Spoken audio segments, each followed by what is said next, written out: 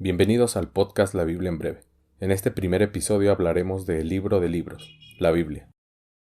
Lo primero que sabemos de Dios al leer la Biblia es que Él habla, y sus palabras tienen el poder de crear y dar vida.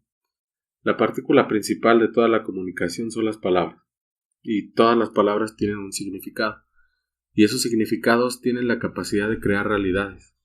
Sin duda estas realidades, que son formadas por las palabras, tienen también la capacidad de ser tan sublimes como el más bello poema de amor que cada quien pueda seleccionar, y al mismo tiempo también tienen la capacidad destructiva de apaciguar corazones con una palabra malintencionada. O sea, al final hay dos tipos, ¿no? de propósitos. Un propósito, por así llamarlo, positivo, uno negativo, y ahí radica lo que se conoce como un mensaje. Pero sea cual sea el mensaje, tanto positivo como negativo, todas las palabras como que tienen una necesidad muy voraz de perpetuarse, como ahora esta grabación, como incluso en la memoria de todos nosotros hay palabras que se han quedado muy guardadas. Pero hay un lugar en el que siempre las palabras han encontrado un refugio, y son los textos. Sí, definitivamente las palabras se han perpetuado históricamente al agruparse en este objeto que llamamos libro. Primordialmente pudiera decirse que las palabras son la vida de los libros, porque un autor sin las palabras pues no puede llenar páginas, y las páginas finalmente son lo que le dan el contenido al libro. O sea, al final que las palabras se perpetúen en los libros pues tiene muchos propósitos, ¿no? Como hablábamos de los mensajes. Y esos propósitos pues han ido formando lo que conocemos como categorías. Y cuando dices categorías, ya podríamos referirnos a los géneros literarios, donde cada autor plasma o intenta poner su creatividad, su introspección, su forma de pensar a través de los llamados elementos narrativos, precisamente con todo esto que llamamos sentimientos universales. Lo que dices es que los sentimientos universales son los que nos hacen empatizar, ¿no? Con lo que leemos. Sin duda. O incluso, en cierto modo, hacer una conexión. Como decir, yo había pensado eso, o alguna vez yo he sentido eso. Y aquí, para empezar a abordar el tema, estaría bueno como arrancar con una pregunta, ¿no? O sea, ¿por qué existen los libros? ¿Qué piensas tú al respecto? Yo creo que por lo mismo que que empezamos hablando, porque existe una necesidad de preservar o de crear una memoria, sentimientos, emociones, todo esto que decíamos de los sentimientos universales, que se plasme en los textos escritos o libros, y ya desde su forma más primitiva, desde grabados, desde piedras, tablillas, papiros, etc. Incluso en la Edad Media, pasando por los copistas con esa caligrafía extraordinaria y esas ilustraciones maravillosas, hasta la relevante invención de la imprenta, que es un parteaguas, ¿no? En este sentido. Y sin duda estas nuevas tecnologías digitales en nuestros días, lo que persiste es esta idea de crear una memoria, de darnos un mensaje que trascienda su tiempo, su época. De hecho, hasta la trascendencia, si la vemos desde el punto de vista de que empezaron con tablas de piedra y pasaron por papiros, de repente la imprenta, ahora los libros, pues podemos decir que el ciclo se cerró, porque volvimos a una tableta, ¿no? Pero ahora no de piedra, sino una tableta digital de circuitos. Y aún así, yo creo que todos tenemos la experiencia de haber visitado alguna vez un museo y encontrarnos con libros que son muy antiguos, ¿no? Que a lo mejor no podemos hojear, pero que sí podemos estar seguros de que el mensaje que está escrito en ellos aún permanece. Sí, la gama de estos libros que mencionas es maravillosa, ¿no? Es innumerable. Por ejemplo, en esta clase de museos, pues hay una cantidad impresionante de libros de distintas épocas, de distintos estilos, de categorías, de géneros literarios, incluso de lenguajes. Con todas las categorías, o sea, como que siempre, o sea, el hecho de encontrar tu libro en un museo, o incluso pues hay libros que tienen mayor reconocimiento, pues es porque las categorías que se encuentran en los museos o que tienen mucho prestigio, pues son consideradas como muy relevantes, ¿no? Hasta un patrimonio cultural de la humanidad. Pero dentro de todas esas categorías que podríamos llamar importantes, encontramos una en la que solo un libro entra, y el libro que entra es la Biblia, y la categoría de la que hablamos es la categoría de Sagrada Escritura. La Biblia es la Sagrada Escritura porque nosotros creemos que es inspirada por Dios. Pero yo te propongo una cosa. ¿Qué tal si dejamos por un lado el aspecto de Sagrada Escritura de la Biblia, inspiración de Dios, que lo queremos firmemente, y empezamos a hacer un análisis como muchos piensan, o sea, una categoría como un libro más entre otros libros. En ese sentido, yo te pregunto ahora, ¿con qué crees? O sea, ¿qué clase de libro o de nivel de libro podríamos encontrarnos? Nos encontraríamos con un esplendor, ¿no? O sea, en tanto a la literatura y también en tanto al análisis científico, o sea, la Biblia trasciende muy grandemente. Porque como lectura devocional, también la Biblia es más trascendente que cualquier otro libro religioso. Pero creo que lo que hace que la Biblia como un libro común tenga una relevancia muy grande es la capacidad de conmover y apasionar que tiene por la diversidad de relatos que contiene, ¿no? O sea, se incluyen leyes civiles, penales, éticas, sanitarias, históricas. Incluso encuentras una sección de poesía, ¿no? Tenemos bastantes biografías de diferentes personajes. Y el Nuevo Testamento, pues es una composición también de, pues como ahorita, ¿no? O sea, si fueran correos o mails, que en su momento fueron epístolas o cartas. Y esa diversidad de relatos sobrepasa todas las creaciones literarias, ¿no? Sí, sobrepasa por mucho todas las creaciones literarias, o sea, desde los antiguos griegos con Homero, la Ilíada, la Odisea, la literatura inglesa, la literatura francesa, rusa, etcétera, ¿no? Podríamos citar muchísimos autores, pero bueno, no es el punto. Lo cierto es que el alcance histórico de la Biblia difiere mucho de estas obras, porque un aspecto crucial, el que mencionas, es su capacidad, aparte de impregnación social que tiene.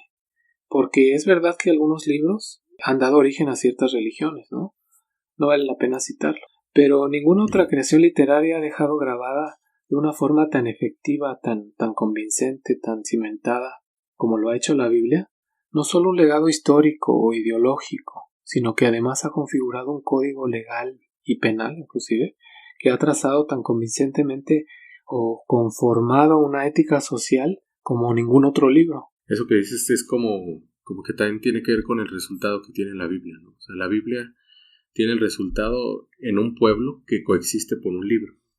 Y como que es importante entender que no existen los hebreos sin la Biblia, o el Tanaj en su idioma, y no existe la Biblia sin ese pueblo escogido. Y tampoco podríamos dejar de lado el Nuevo Testamento. Lo que mencionas o lo que estás comentando tiene muchísima relevancia porque al considerar el Nuevo Testamento, incluso ya desde los primeros creyentes, no solo judíos, ¿no? Sino también romanos, griegos, toda la región esta que baña el mar Mediterráneo, adoptan la cultura de este libro que mencionas. Porque al final el hecho de creer en la Biblia como que adquieres inherentemente esa cultura que ha modelado. O sea, la Biblia entonces podríamos decir que no solo produce un pueblo hebreo por una herencia, sino a una cantidad de seguidores y practicantes bíblicos unidos por la fe. Esa parte final de unidos por la fe me parece crucial, porque mira, cuando leemos la Biblia, compartes esa cultura, esa historia de ese pueblo del libro, y al mismo tiempo también compartimos las profecías y las promesas, incluso el Redentor mismo, ¿no? Esto me recuerda a lo que dice Primera de Pedro en el capítulo 2, que dice que antes como gentiles no éramos pueblo, ¿no? De este libro, el pueblo del libro, por así decirlo. Pero ahora a través de la palabra de Dios que es la Biblia, nos acercamos a Él a través de este pueblo y nos volvemos como lo que dice en otra parte, en una nación santa, un pueblo adquirido, adoptado, ¿no? Entonces esta unión o esta adopción de la que habla Pedro se da precisamente a través de este libro, reitero, de la Biblia, como vínculo entre judíos y gentiles. Y sí, o sea, ahí hay un resultado grande, ¿no? O sea, porque tienes gente que creció cuando su libro de historia es la Biblia y otro libro de historia es completamente distinto, sí, ¿no? Pero encontramos como esa unión, ¿no? Por la fe, ellos por la herencia, nosotros por la fe. Pero aunque los judíos pueden estar seguros de que su libro es históricamente real, hay mucha gente escéptica y detractores que consideran que la Biblia es una fantasía, ¿no? O sea, un invento de alguna persona y fue un invento que le quedó bien. Y me gustaría como citar a un escritor israelí que utilizó la siguiente frase en un debate contra ese tipo de personas. Y textualmente dice: incluso si los científicos y los críticos tuvieran razón y el antiguo Israel no hubiera erigido palacios ni presenciado milagros de Dios, su producción literaria no dejaría de ser palaciega y milagrosa a la vez, reflejada en un pueblo anclado a un libro y muchos nuevos seguidores del mismo. Y eso lo dijo en un sentido absolutamente laico el escritor Amos Oz. Qué buena frase esa, porque está sintetizando prácticamente lo que venimos hablando. Está dejando de lado la parte de Sagrada Escritura y considerándola como un aspecto simplemente literario. Y esa frase que dice que forma una estructura palaciega y milagrosa esta literatura, esta producción literaria, es importante y es relevante, pero yo quisiera dejar por un lado un aspecto que también tiene la preeminencia, y es su creación. Bueno, en realidad no dejar por un lado, ¿no? Sino abordar la creación, el aspecto de la creación literaria de la Biblia. La Biblia, como cualquier otro libro, pues tuvo un proceso, ¿no? Y podríamos considerar que tuvo incluso hasta el mismo proceso que todos los libros. Sí, sin duda, al hablar del proceso bíblico como tal, o considerarlo, podríamos comenzar por resaltar inclusive su singularidad en muchos aspectos. Algo, ya que hablas de singularidad, creo que algo que la hace singularidad es como que la forma en la que fue escrita, ¿no? O sea, fue escrita en aproximadamente 1600 años, y eso más o menos lo sabemos porque históricamente el Génesis se escribió en el año 1440 a.C. y el último libro de la Biblia, Apocalipsis, entre el año 94 y el 100, ¿no? Después de Cristo. Entonces, lo que sorprende es que a pesar de que fue escrita en tan grande rango de tiempo, tiene la misma continuidad, ¿no? De Génesis a Apocalipsis. Sí, esa continuidad que presenta la Biblia en su escritura a lo largo de muchísimas generaciones y escrita por muchísimos autores de todas clases sociales. Hay que enfatizar eso porque incluye reyes como David o Salomón, etcétera, campesinos, pescadores como los propios discípulos de Jesús, poetas como los salmistas y gente que estuvo incluso en gobiernos importantes de la edad antigua, ¿no? Como Daniel o Nehemías, como Babilonia, ¿no? etcétera. Sí, de hecho Babilonia o Persia, ¿no? Como Esther, que estuvo incluso con el rey Asuero. Y sin dejar de lado el aspecto del Nuevo Testamento, la erudición, por ejemplo, de Lucas al hacer un recuento histórico del Jesús histórico, aunque él no vivió con él, ¿no? Fue al lugar, a la Tierra Santa, y hizo un escrutinio de toda la Biblia, de toda la vida de Cristo. Y sin duda Pablo, pues también al hacer hincapié o énfasis en los aspectos prácticos de la vida cristiana en la iglesia. De los hebreos. Uh-huh. Sí, o sea, tanto de la Biblia, tanto de la vida de los hebreos como de la vida de los cristianos, ¿no? O sea, sí, poniendo como pilar fundamental a Jesús. Sí. Y incluso, o sea, todos estos años de escritura y todos estos escritores, pues también como que nos damos cuenta que la Biblia pues fue escrita en diferentes lugares, ¿no? O sea, fue escrita en Israel, en Babilonia, como comentabas, en el tiempo de cautiverio, en Egipto, y en el Nuevo Testamento pues abarca varios lugares de Europa, ¿no? Y algo que también a veces como que uno no presta mucha atención en la narrativa bíblica, pues es que fue escrito bajo diferentes estados de ánimo, ¿no? O sea, en tiempos de guerra, en tiempos de cautiverio, en tiempos de paz, de mártires, de libertad. Y creo que cuando uno se acerca a la Biblia y la está leyendo, puede sentir como ese sabor anímico que se está plasmando en los sentimientos de los escritores. Y a eso yo le sumaría que está escrita en 3 idiomas, porque si bien el Antiguo Testamento o el Tanaj está escrito en la lengua de la tierra o del pueblo hebreo, que es el hebreo precisamente, también hay pasajes como los proféticos en los que están escritos en arameo, porque en ese tiempo pues estaban gobernados bajo los babilónicos o los persas o los asirios, que utilizaban el arameo como lengua internacional, por así decirlo. Uh-huh. Y luego en el Nuevo Testamento nos volvemos a encontrar con un nuevo idioma para la época, que ya sería el idioma internacional del primer siglo cristiano o el primer siglo después de Cristo, que es el griego. Y nosotros tenemos hoy el inglés, como para dar una analogía, ¿no? Sería como un símil, ¿no? A ese tiempo. Exactamente. Sí.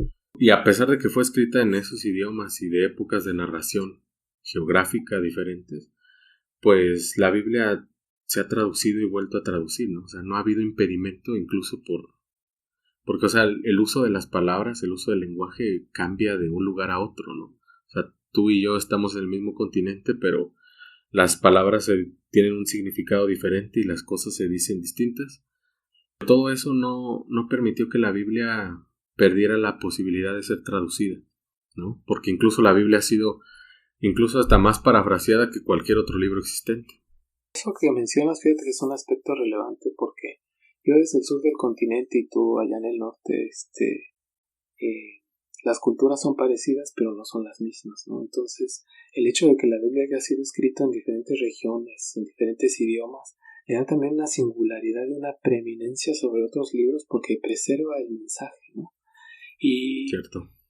Y otro punto específico que hay que resaltar es que también fue escrita en diferentes materiales, incluso perecibles, como los papiros o las pieles, tablillas, ¿no? Y teniendo que ser copiada y recopiada incluso, porque durante centenares de años, literal, antes de la invención de la imprenta, aún así, como dice la Biblia, no se perdió ni una tilde. Y eso no perjudicó su estilo y sin duda su existencia. O sea, el hecho de que pudo haber desaparecido algún libro de la Biblia, Sí. o incluso algún conjunto de libros por el material en el que está. Sí. Pero aún así la Biblia pues tiene una historia aún de supervivencia muy grande, ¿no? Y yo creo que eso también hace que la Biblia, comparada con otros escritos antiguos, como que tenga más evidencia, incluso manuscrita, que cualquier otro libro antiguo, por así decirlo, de los griegos, ¿no? Que son considerados los libros más antiguos. Pero muchos citan Heródoto, que tiene muchísimas copias. Pero la Biblia tiene copias y traducciones como ningún libro.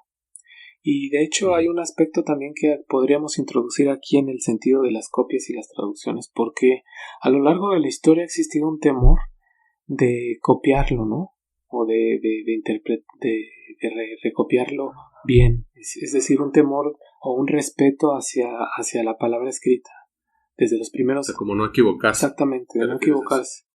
Sí, porque ya desde los primeros, lo que dices es de no equivocarse, ya desde los primeros escribas que copiaban el manuscrito en papiros, en pieles, lo que quieras, pues había un temor de no equivocarse en las letras hebreas, ¿no? De hecho, las contaban ellos y si no cuadraban algunas cosas, pues se desechaba ese manuscrito. Es un temor santo que quizá Dios, bueno, no quizá, de hecho Dios puso, ¿no? En el corazón de los hombres para preservar ese mensaje puro y limpio tal cual Él lo quiere dar a entender, a comprender. Sí, y no solo en los copistas, como decías, ¿no? O sea, también hasta el punto de la existencia de la imprenta. Porque como que muchos consideramos que la Biblia de Gutenberg fue la primera, o de hecho fue la primera Biblia en imprimirse, ¿no? Pero consideran que fue el primer libro en imprimirse y realmente no es así, ¿no? O sea, Gutenberg tenía el miedo de que su sistema de imprenta no estuviera lo suficientemente refinado para hacer la Biblia de manera, pues por así llamarlo, con un nivel de perfección o calidad bueno.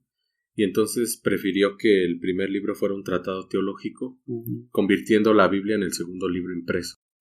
Porque como dices, o sea, siempre ha existido como un temor un temor en todas las personas que han tenido contacto con la edición de la Biblia, a no cometer un error, a no hacer algo mal. Exacto.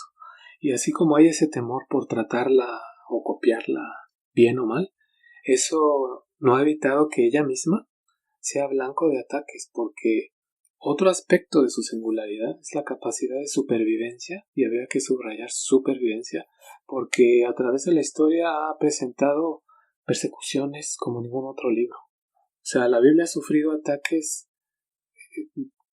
de toda índole, ¿no? Desde tratar de quemarla, prohibirla, dejarla fuera de la ley como un libro prohibido literalmente, desde los tiempos romanos ya del primer siglo, no se diga la Edad Media, ¿no? La Inquisición y todo ese tema. Tanto ataque que ha tenido la Biblia como para detener su avance, ¿no? Pero, o sea, como dices, no solo la Biblia como libro, ¿no? Sino también los seguidores, como en la Inquisición. O sea, todos los seguidores de las enseñanzas bíblicas desde el primer siglo, pues fueron muchos de los que murieron incluso por el simple hecho de guardarla, de esconderla, o pues en su defecto, o sea, el hecho de conservarla, pues. Sí, porque finalmente los papas y la Iglesia Católica en algún tiempo pues cerró el tema de que la Biblia no podría ser interpretada por cualquiera, entonces era de valientes, ¿no? Leerla y tratar de comprenderla, de entender ese mensaje. Eso fíjate que me recuerda una frase que alguna vez me comentaste que hablaba algo sobre la gloria de la Biblia, algo de los mártires. La de Thomas Watson, la que dice, la gloria de la Biblia se encuentra y brilla en las cenizas de sus mártires. La escribió Thomas Watson en 1700, un puritano. Qué interesante frase, porque hoy podríamos decir, bueno, pero ya no hay mártires, ¿no? Hoy la Biblia está accesible para cualquiera y continúa siendo, pues estando en las librerías, en los estantes, muchos las tenemos en nuestra casa, ¿no? Pero la Biblia sigue siendo criticada y hoy en día no podemos hablar de un mártir como tal, pero sí de una persona buleada. Es decir, existe un bullying hacia el creyente que lee la Biblia o un tipo de martirio, ¿no? Si se puede decir así. Porque la Biblia ha sido y continúa siendo, en términos modernos, si lo podemos decir, con muchos haters y al mismo tiempo con muchos followers. Eso es como una realidad, ¿no? Para todos, o sea, tanto el que lee la Biblia como el que no, reconoce que ningún otro libro ha sido tan juzgado, tan vituperado como la Biblia. Porque, o sea, ¿qué libro de filosofía o de religión, de psicología o bestseller de todos los tiempos, pues ha sido sujeto a semejante ataque masivo como el que ha sufrido la Biblia, ¿no? Con tanto rencor y escepticismo. O sea, tanto en todo, ¿no? O sea, hasta en apariencia como en cada capítulo, en cada línea, en cada declaración. Sin embargo, la Biblia ha sido y es amada por millones, leída y estudiada con gran valor. Y sin duda ha sido también odiada y mal considerada por la propia imposibilidad de comprender la continuidad y la amplitud de su escritura, porque nosotros entendemos que la Biblia tiene una narrativa y tal cual es la historia de Dios tratando de relacionarse con la humanidad. Esa es la continuidad. Y en ese sentido, Amén. esa continuidad la configura, porque si ya entramos al tema de la configuración o la estructura bíblica, tendríamos que hablar un poco sobre el canon bíblico, porque cuando quieres escribir un libro, pues tiene que llevar cierta lógica, cierta coherencia estructural, ¿no? Entonces, para concretar y equilibrar lo que Dios ha querido o ha dispuesto en su inmensa sabiduría, dejarnos ver o enseñarnos a través de estos libros bíblicos, pues entra dentro de un canon que podríamos ya abordar así apenas, ¿no? O sea, hablar del canon bíblico es hablar de unos siglos que llevó su preparación. Pero fíjate que lo que dices tú es cierto, ¿no? O sea, hay 66 libros en la Biblia que nosotros tenemos. Tal vez la católica tiene algunos más. Pero al final es como que, pues encontramos la pregunta, ¿no? O sea, ¿cuál es el canon bíblico? Que como lectores de la Biblia, pues escuchamos mucho. Y la verdad, a veces incluso tendríamos como que recordar que es un canon, ¿no? O sea, sí, mira, yo la verdad es que la palabra canon hace años que era más joven y que me dijeron, no, que el canon bíblico y eso, pues a mí me sonaba el canon en D de Fleschfeld, no sé si lo estoy pronunciando bien. Pero ya buscando en Google un poco más lo que significa canon para este episodio, pues me encuentro que canon viene del griego vara o regla, y luego busco más y encuentro que en latín significa caña o marca. Ya cuando encuentro la palabra caña, pues yo me acuerdo de la fruta, ¿no? La vara esta larga que se corta en pedacitos. Y entonces, esta palabra canon, pues no era una cosa más que una forma de medir, es decir, una unidad de medida que se adoptó históricamente pues para referirse a un orden, ¿no? De hecho, yo busqué el sinónimo, ¿no? Continué. Y encontré cordura, templanza, circunscripción, marco, etc. Es decir, el tema principal o el interés de Dios por la humanidad y la intención misma, esta constante intención de redimir o liberar, rescatar al hombre, desde Génesis hasta Apocalipsis podríamos decir que es el canon, es el orden, es lo que Dios quiere plasmar, propósito. Exactamente el propósito. O sea, como que el canon sería, o el canon bíblico en este aspecto sería como el propósito, o sea, que tenga la medida, ¿no? Como la altura. Sí. O sea, que el libro que iba a ser incluido en la Biblia tuviera la altura de estar ahí. Y esa altura o ese marco de referencia o esa medida, pues la daba Dios mismo. Para entender el canon bíblico, pues también es necesario entender que hay dos canon, el canon judío y el canon protestante. El canon judío, como decías, era como la medida que los judíos en la destrucción del templo en el año 70, pues se vieron en la necesidad como de determinar cuáles libros constituirían su identidad, ¿no? O la autorización de la palabra de Dios. Discúlpame ahí que te interrumpa antes, perdón. O sea que el canon del Antiguo Testamento tiene que ver con la diáspora judía. Cuando el templo es destruido y los judíos son dispersados, como que existe esa necesidad de tener o agrupar todos los libros que constituyen su identidad, ¿no? O sea, desde el Pentateuco, los profetas y todo eso. Y muchos libros quedan excluidos, ¿no? Como los libros de los Macabeos, que si bien son libros muy históricos, o sea, que tienen su veracidad histórica, pero como que no delimitan o moldean como lo que tú dices, o sea, el mensaje principal de la redención de Dios. O sea, cumplen un propósito como más descriptivo e histórico. Entonces, podríamos decir que el canon que existe hoy en día, o quitemos la palabra canon, ¿no? para darle una significancia diferente, el orden que existe hoy en día de la Biblia, empieza en ese Antiguo Testamento de la diáspora que le llamaban ellos Tanaj, y adopta el orden de las epístolas que escriben los discípulos que estuvieron con Jesús hacia los primeros creyentes. O hermanos como Lucas inclusive, ¿no? O Pablo, que no estuvieron con Jesús, pero por la inspiración del Espíritu Santo, pues escribieron puntos específicos. Por ejemplo, Lucas hace un aborde de la vida de Jesús, un estudio emblemático de lo que fue la vida de Cristo, ¿no? De hecho, él se traslada desde donde estaba su lugar de origen a Jerusalén para escribir precisamente, ¿no? Y entrevistar, indagar. Y Pablo, pues, a grandes rasgos, escribe sobre aspectos prácticos de la vida de los nuevos creyentes y de la iglesia, ya de estos nuevos creyentes gentiles y judíos. Sí, o sea, ya es como, o sea, de hecho, ya el Nuevo Testamento, o sea, empezando por los evangelios son como el pegamento entre el Antiguo Testamento y el Nuevo, porque muestran a Jesús como el Mesías, el cumplimiento de todas las profecías antiguotestamentarias, o las profecías de los judíos.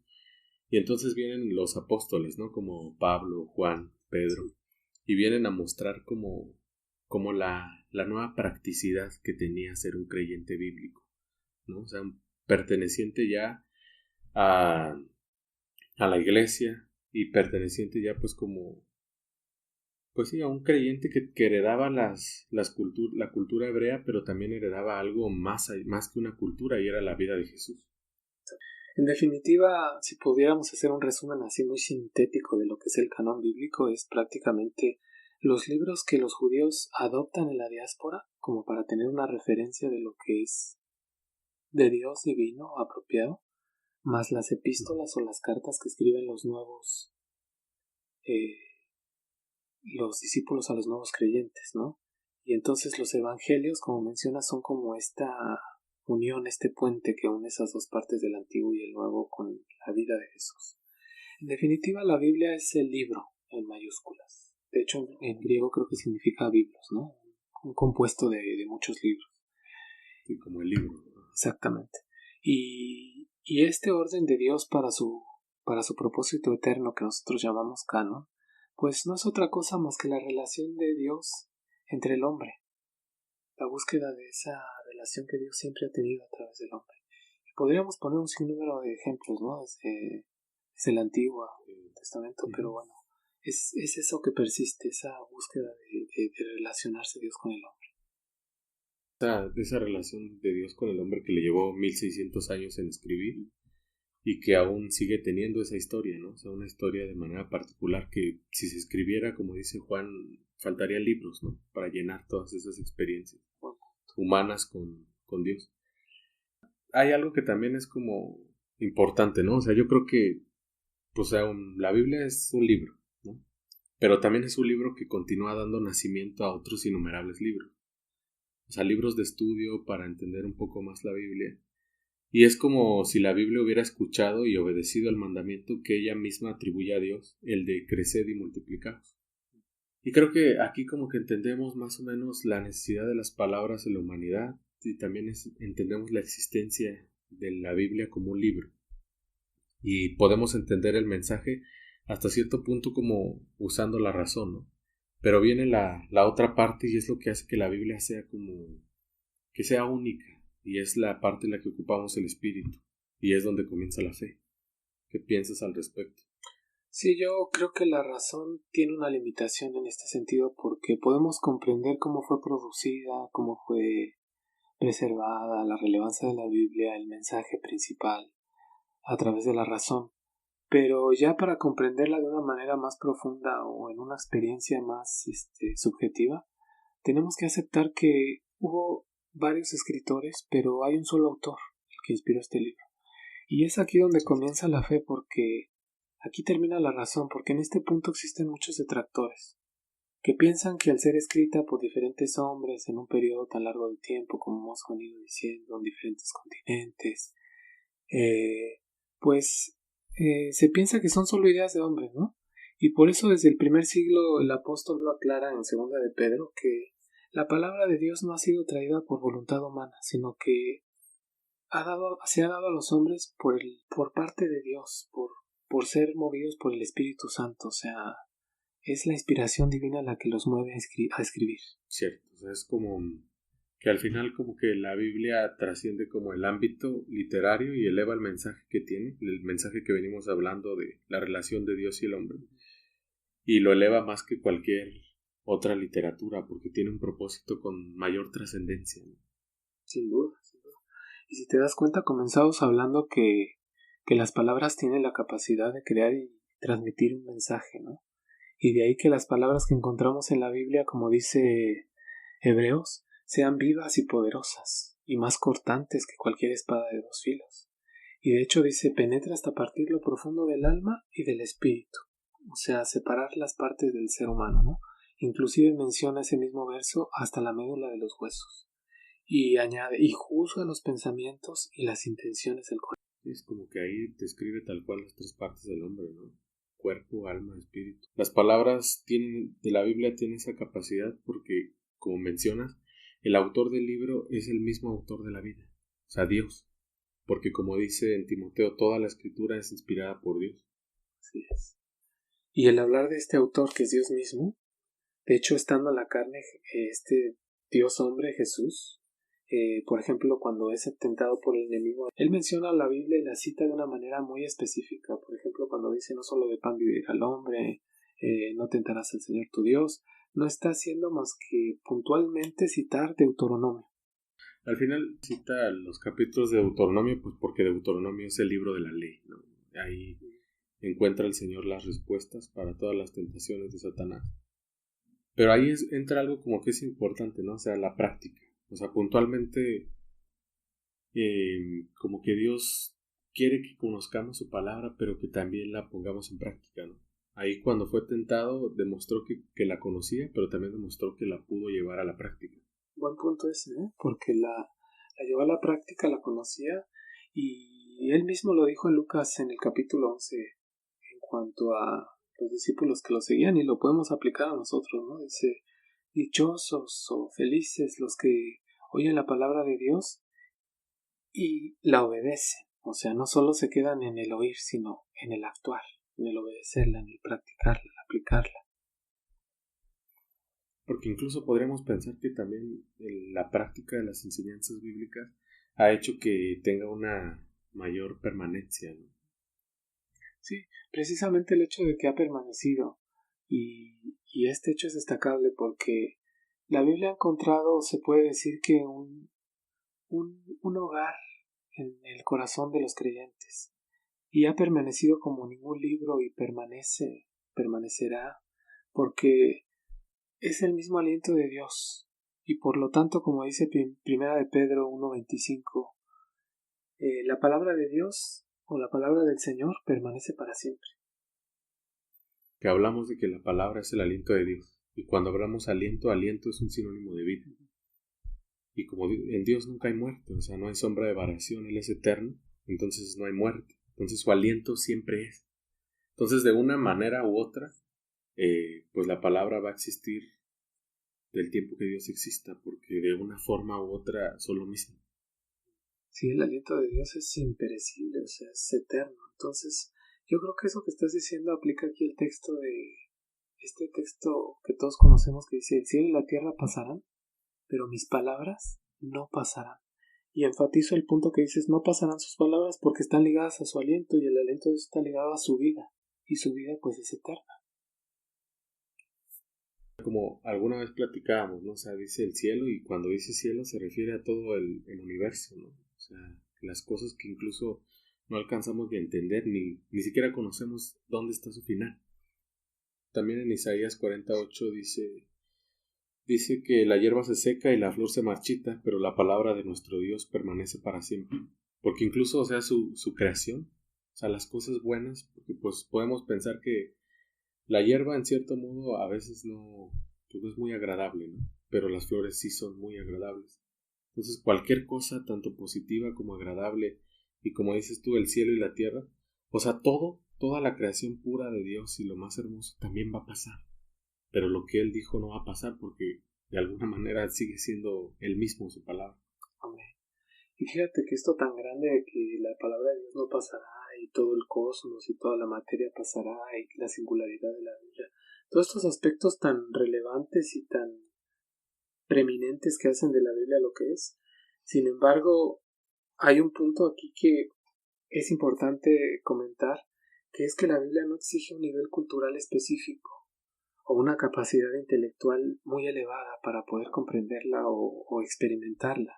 Sí, eso es como un detalle, ¿no? Porque toda la mayoría de las personas cuando hablas de la Biblia, como que existe un prejuicio colectivo, ¿no? De que la Biblia es difícil de entenderla, y muchos piensan que es necesario como tener un cierto porcentaje de erudición, ¿no? Para estudiarla. Pero, o sea, si bien la Biblia tiene una dificultad, pero la misma Biblia te capacita para entenderla, ¿no? El Salmo 119, el versículo 130 dice, la exposición a tus palabras da luz y da entendimiento al sencillo. O sea, la palabra nos capacita para entenderla.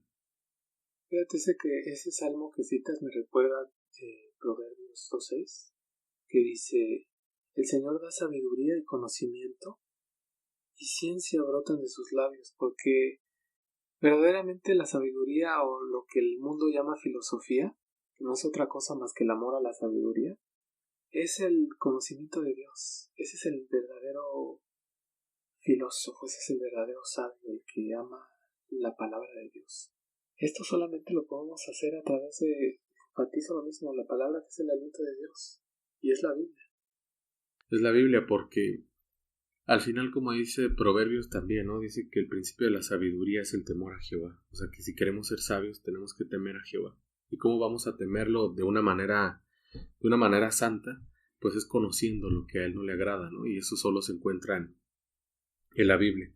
De hecho hay un pasaje, no estoy muy seguro cuál es, pero el que dice que destruiré la sabiduría de los sabios y desecharé la inteligencia de los entendidos. Y también pregunta, ¿qué es del sabio? ¿Qué escribe? ¿Qué del escudriñador de este siglo? Porque, o sea, aún en el tiempo del Señor y de Pablo, que me parece que es el que escribe esto, o sea, como que las personas consideraban a algunos hombres sabios, tanto en esos siglos como ahora, ¿no? Pero pues realmente su sabiduría, o sea, radicaba en desprestigiar la existencia de Dios, menospreciar su palabra y magnificar al mismo hombre e incluso sus deseos más bajos. Pero pues esos llamados grandes filósofos de antes y aún de ahora, como dice la misma Biblia, dice que porque por no haber el mundo conocido la sabiduría de Dios, a Dios por su sabiduría agradó salvar a los creyentes por la locura de la predicación, porque para ellos ciertamente es una locura, ¿no? Dice un texto que el hombre creyendo ser sabio se hace necio. Por eso Pablo, cuando escribe a los Corintios en este mismo sentido y en este mismo verso, cuestiona, ¿no? ¿No ha enloquecido Dios la sabiduría del mundo? Mas nosotros, dice, predicamos a Cristo crucificado. A los judíos esto es tropezadero, y a los gentiles locura. Pero nosotros, o sea, los que hemos creído, entendemos que la palabra de la cruz es locura a los que se pierden, mas a los que se salvan es a saber, a nosotros, pues es el poder de Dios, esa supereminente grandeza de su poder que habla en Efesios. Amén. De hecho, el pasaje que estábamos trabajando ahorita, o parafaseando, es 1 Corintios 1, 19 al 23. Y su poder, o sea, ese poder que hablas, volviendo a lo del poder del Señor en su palabra, o sea, se ve reflejado en las vidas que cambian, ¿no? O sea, desde lo más interno del ser, o sea, desde el espíritu. Y es que al final, pues, sus palabras nos ayudan a regir las vidas, pues, de una forma que tiene más impacto y una mayor trascendencia. Porque, pues, su palabra es, como dice Timoteo, útil para enseñar, para redarguir, para corregir, para instruir en justicia, para que seamos perfectos en Dios y preparados para toda buena obra. Un aspecto que Jesús les habló a los judíos estando en la tierra, él les dijo: miren, ustedes han creído en lo que yo les estoy diciendo, pero si ustedes se mantienen fieles a mis enseñanzas o a mi palabra, serán realmente mis discípulos, o sea, mis seguidores, y conocerán la verdad, y la verdad los hará libres. O sea, el conocer la palabra y el ser fieles a la palabra nos hace realmente seguidores de Cristo, y al mismo tiempo nos hace conocer la verdad, y al conocer la verdad somos libres. Sí, es como una dupla que usa la Biblia, ¿no? La verdad y la libertad. Sí.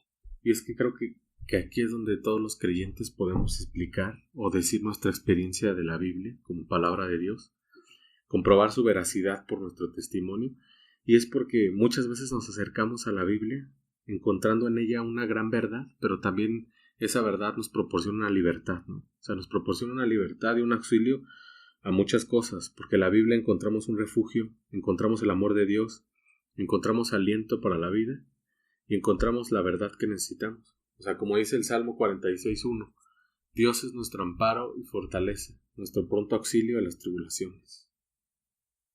Esas experiencias que encontramos en los salmos de libertad, de auxilio y de muchas cosas más. Por ejemplo, el Salmo 56:4 específicamente menciona que yo confío en Dios, dice el salmista, y alabo su palabra. Confío en Dios y no siento miedo. Y el Salmo 18:30 dice: la palabra del Señor es escudo a los que en él se refugian. En síntesis, el leer, el comprender y el creer, lo cual implica la fe, nos guarda, nos protege y nos auxilia de muchas circunstancias. De manera particular, cada uno tenemos una experiencia muy íntima con Dios en esas áreas, ¿no? Sí.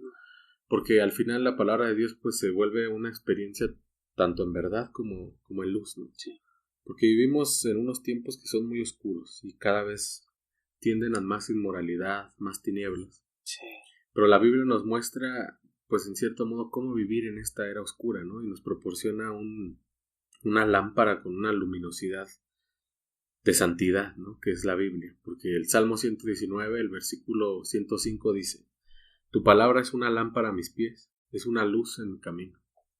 Hermoso salmo y muy conocido por todos, pero a veces no muy asimilado. Porque, como bien dice la Escritura también en otro pasaje, en el Salmo, creo que es el mismo Salmo, dice: en el mundo estamos, pero no somos del mundo. Y en este mundo sin Dios, como mencionas, es una guía que nos ilumina, pero que también nos lava. Y también se pregunta ese mismo versículo, ese mismo salmo en el versículo 9 dice: ¿cómo puede el joven llevar una vida íntegra, o sea, limpia y llena de luz?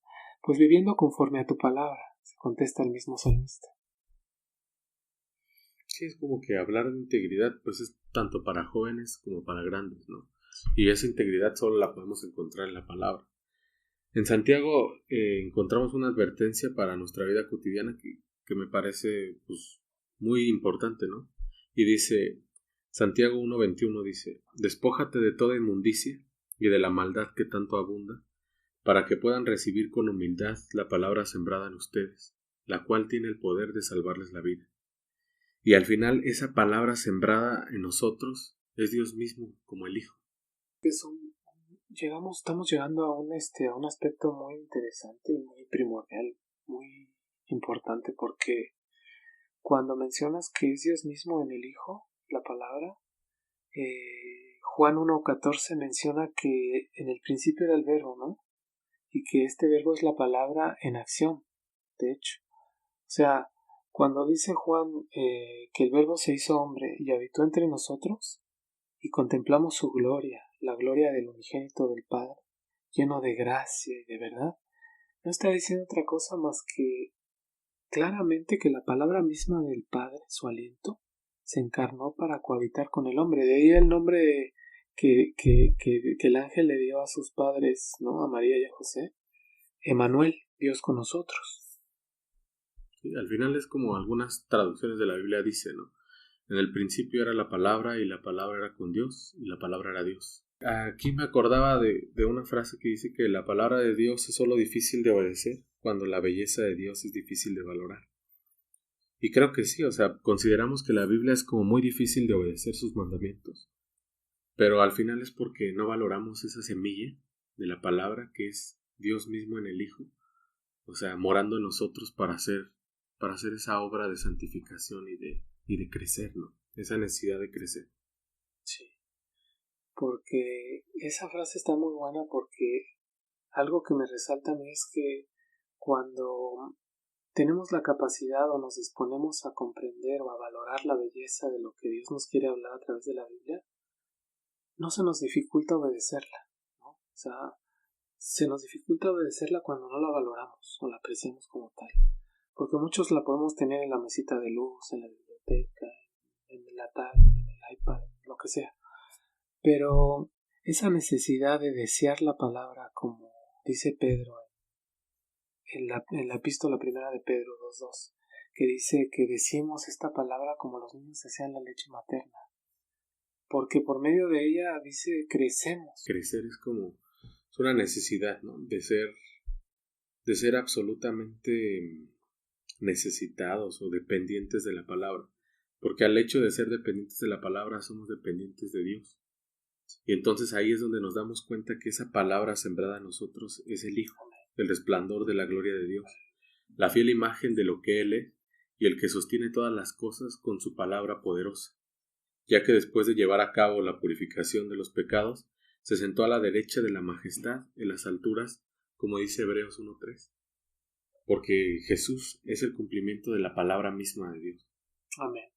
Fíjate que comenzamos hablando de lo primero que encontramos al leer la Biblia es que Dios habla, ¿no? Y que sus palabras tienen el poder de crear y dar vida. Y hay un texto que dice que en estos postreros tiempos, nuestros días actuales, Dios sigue hablando a través del Hijo, y este hablar del Hijo no lo encontramos en otra forma más que en la palabra misma. Sí, al final ese es como el texto que citas, es Hebreos 1, que dice que Dios, habiendo hablado muchas veces y en muchas maneras en otro tiempo a los padres por los profetas, nos habla hoy a través del Hijo, y podemos decir que nos sigue hablando, o sea, sus palabras siguen estando vigentes tanto en nuestro espíritu como en la Biblia, y nos siguen dando vida y vida eterna. La Biblia no es más que el hablar de Dios con diferente matiz, si pudiéramos concluir, ¿no? Lo que es el tema bíblico que estamos tratando, porque si bien cada libro tiene su propio matiz, su propia temática, todos van hacia un mismo objetivo, hacia un mismo fin, que es presentar al Hijo, ¿no? a la palabra viviente. La finalidad última de esta presentación del Hijo, la palabra viviente, es lograr que los hombres puedan ser transformados, que puedan adquirir esa esencia de Dios, esa vida de Dios, a través de su Hijo Jesucristo. Indudablemente los escritos de hombres mortales nunca podrán compararse con lo divinamente inspirado, y debemos ceder el lugar de honor a la palabra de Dios que ha hablado por medio de los profetas y apóstoles. En esta época tan tempestuosa y tan oscura no debemos dedicar tiempo a cosas vanas y desperdiciar los momentos que de otra manera podríamos usar para la lectura bíblica. Sin duda, la Biblia es un libro único y damos gracias al Señor de que tenemos acceso a sus palabras por medio de ella, esperando que lo visto en este episodio nos ayude a valorarla más cada día y recordar que la finalidad de este podcast es conocer más de Dios y su propósito en nuestras vidas por los distintos temas bíblicos que estaremos desarrollando. y que la palabra de Dios more ricamente en ustedes. Nos vemos en el próximo episodio.